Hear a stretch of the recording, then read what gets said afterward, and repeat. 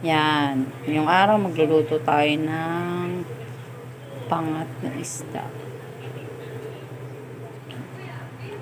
Pang-asim natin ngayon is kamyas. Isda. Malunggay na hiningi sa kapitbahay. Sibuyas, bawang, kamatis. At kamyas.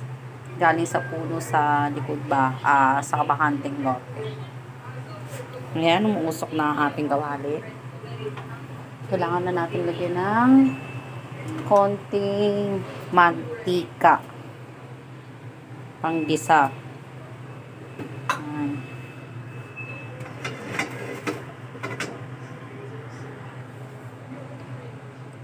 Nahin natin yung kamatis. Bawang. Sibuyas. Huli natin yung bawang. Madali kasing masunog yung bawang. Haluin.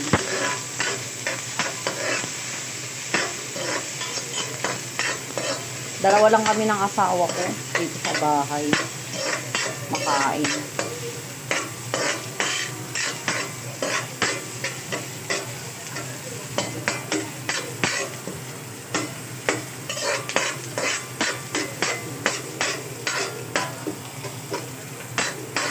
Bango ng amoy. Tapos, saka nalagay ang bawang. Bango ng tinisang sibuyas.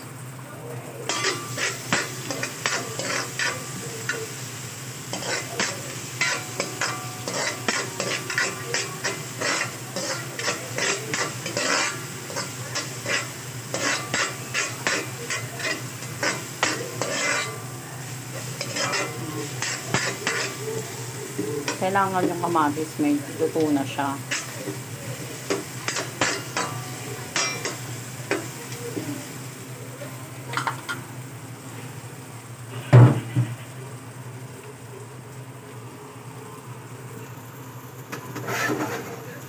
Tulog namin kanina, pakbet, mga isda.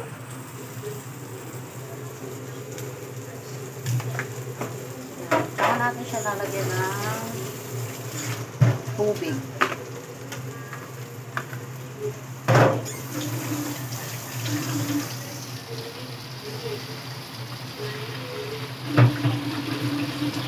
Sabaw na tubig.